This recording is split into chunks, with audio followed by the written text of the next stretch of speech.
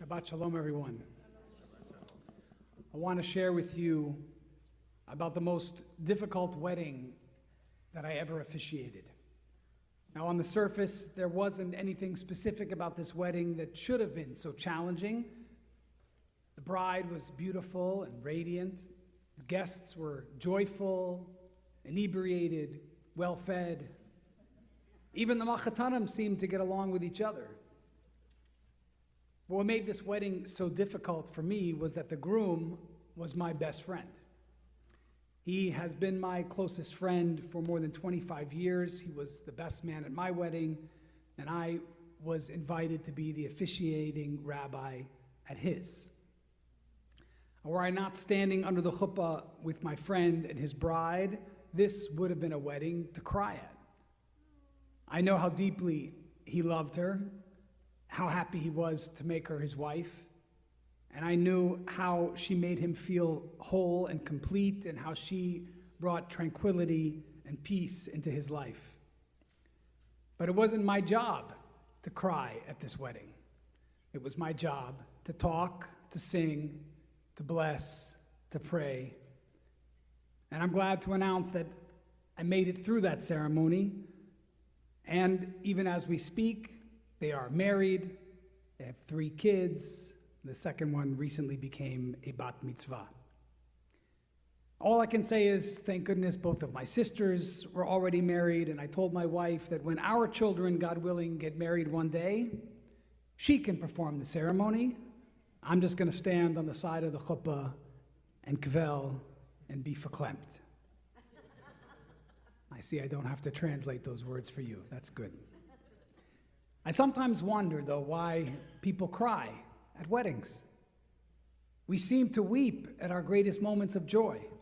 We cry at baby namings, we cry at brisses, we grow teary at b'nai mitzvah, at graduations, at promotions, we even blubber and sob on the occasional anniversary and birthday.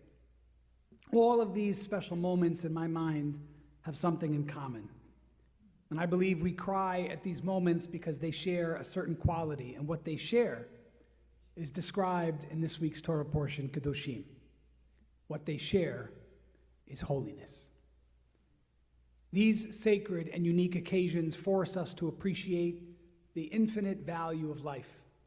They remind us of the divine influence in our world, and they teach us that although life is finite, it is the greatest gift we could ever have. When we experience holiness, we are overwhelmed with emotion. We're overwhelmed at the possibility of a new love, a new life, or a new chapter of life that is beginning. Holiness fills our lives with meaning and purpose. It gives us the hope and the strength we need to face all that comes before us.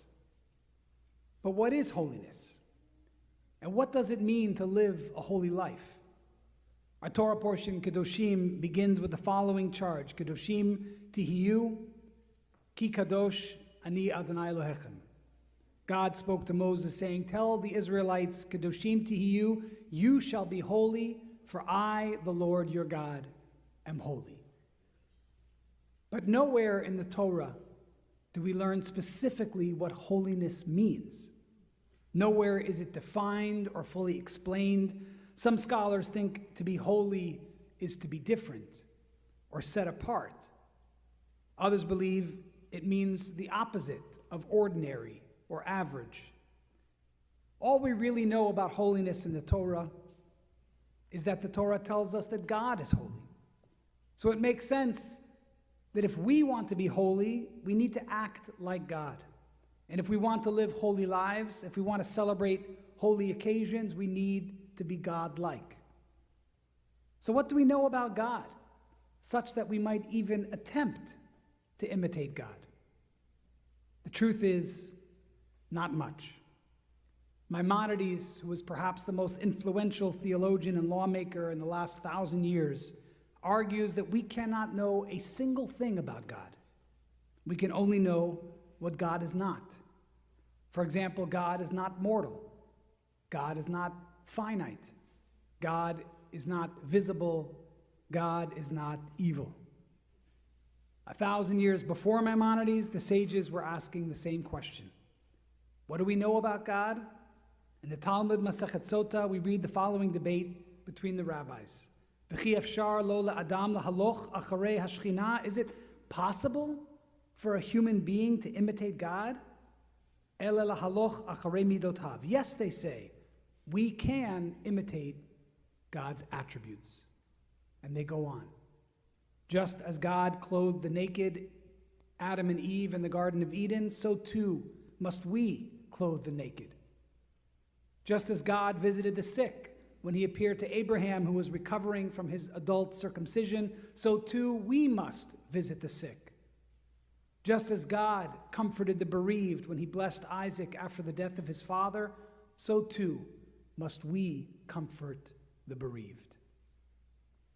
Our tradition teaches that these are our holy responsibilities. They're not simply acts of charity and loving kindness. They are religious obligations by which we are able to lead holy lives. Martin Buber, one of the most widely acclaimed philosophers and religious thinkers of the 20th century, understands our responsibility to be godlike in a unique and powerful way. In his book entitled I Thou, he explains that one way we can act like God is to see the godliness in other people. After all, the Torah tells us in the story of the Garden of Eden that human beings are created b'tselem Elohim, in the image of God. And for Buber, that means that in order to live a holy life and be like our holy God, we need to treat others as reflections of God's holiness. In order to be like God, we must look for the holy spark that dwells in each and every person. When I was living in New York City, I briefly worked at one of the holiest places I've ever seen. It wasn't holy because the people there offered more prayers than anywhere else. And it was not a place where there were more weddings or baby namings or brisses or b'nai mitzvah than average. But it was a synagogue. And it was a synagogue that, in addition to all of those things, it housed approximately 30 individuals who would otherwise be sleeping on the streets. At night, the shul became a shelter like any other that welcomed strangers and treated each of them as having been created in the image of God. The people who worked there year-round deserved divine blessings for their tireless efforts.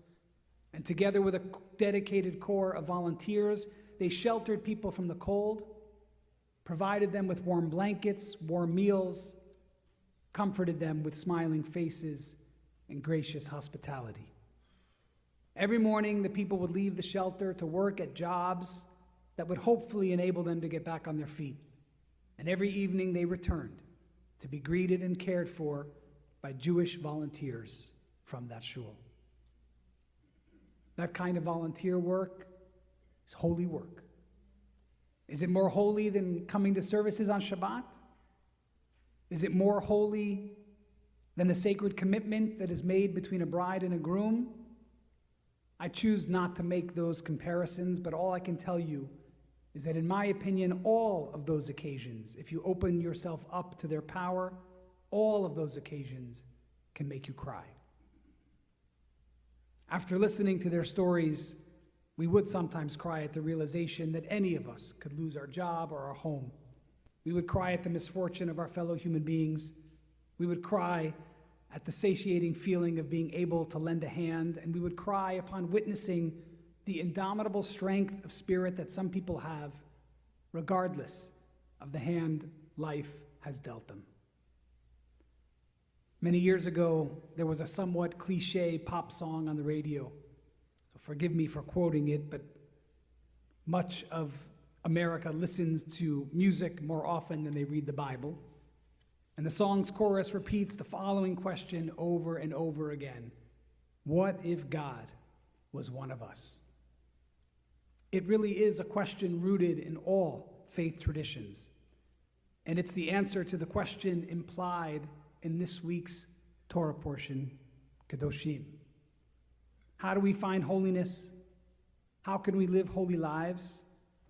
The answer is both in the sacred moments we share with loved ones and in the sacred acts of kindness we extend to strangers. There are those who need our help each and every day.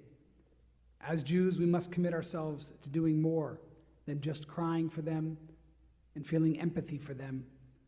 We must continue to commit ourselves to doing God's holy work. May all of our actions always reflect the divine image, and may we experience and share holiness wherever we go. Ken Yehi Ratzon, so may it be God's will, and let us all say, Amen.